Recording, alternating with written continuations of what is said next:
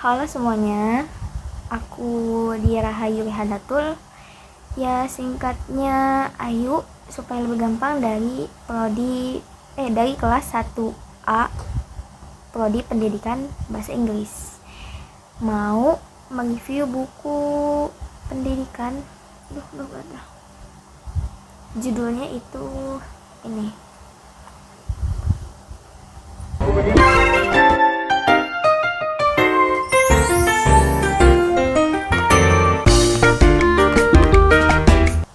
Benernya bukunya ini nih bahasa Inggris, cuman tuh udah diterjemahin sama Novi Vidya Sartika ke bahasa Indonesia. Penulisnya itu John Holt. Nah kalau dia misalkan judul bahasa Inggrisnya itu Learning All the Time. Kalau dia mau tahu John Holt itu siapa, beliau itu nulis, pendidik, dosen, dan musisi amatir yang udah nulis 10 buku. 10 kayak kaget nih aku, orang bisa ya nulis kayak wow 10 buku, wow, kayak, dan itu tuh buku-bukunya rata-rata tuh udah kayak diterjemahin ke berbagai bahasa loh, jadi kayak pada tahu gitu kayak orang-orang tuh John Holt ini siapa, walaupun saya baru tahu sekarang sih. Nah karena kita nggak ada vlog tentang buku, ngambil buku minjem buku, langsung jelasin aja. Oh ya sebelumnya ini bukunya itu minjem di kelihatan nggak ya nih, di minjem di perpustakaan Universitas Islam Syekh Yusuf. Saya tuh bingung mau milih buku mana kan, soalnya banyak, cuman milih buku ini tuh kayak ya udah deh mau ini aja karena emang kelihatan menarik aja gitu. Sebelumnya ini bukunya kan belajar sepanjang waktu. Nah kalau pendidikan itu kita pasti tahu kan, kayak kalau belajar itu sampai ya udah, belajar itu nggak habis-habis, maksudnya dari kita dilahirin sampai kita nanti meninggal pun kayak kita ya udah emang belajar gitu kan, kayak dari lahir sampai ke liang lahat itu belajar gitu istilahnya. Dan belajar itu bisa kapan aja, di mana aja, kayak sama siapa aja, gak harus kayak oh gue harus belajar nih tapi harus belajar sama gue gitu ya.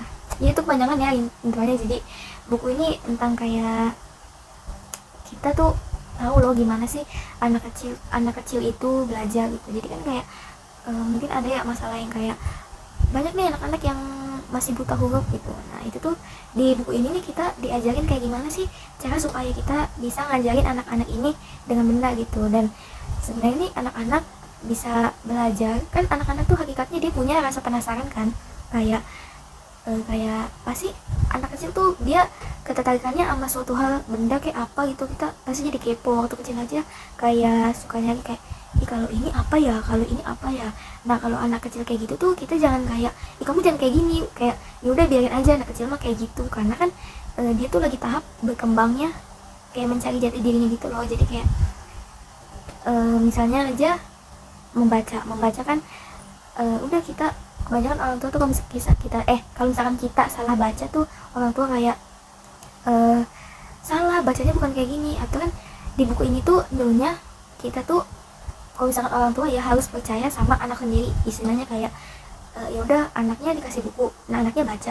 Kalau misalkan anak yang gak nanya gitu ya udah biarin aja, kayak jangan sampai si anak karena ditegur mulu sama ibunya, si anak jadi takut bilang ini tuh, jadi anaknya itu takut salah gitu.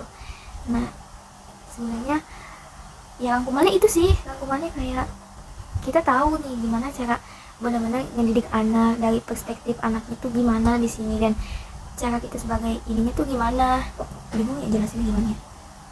Terus juga kayak anak-anak tuh ya menjelajahi dunia gitu ya guys.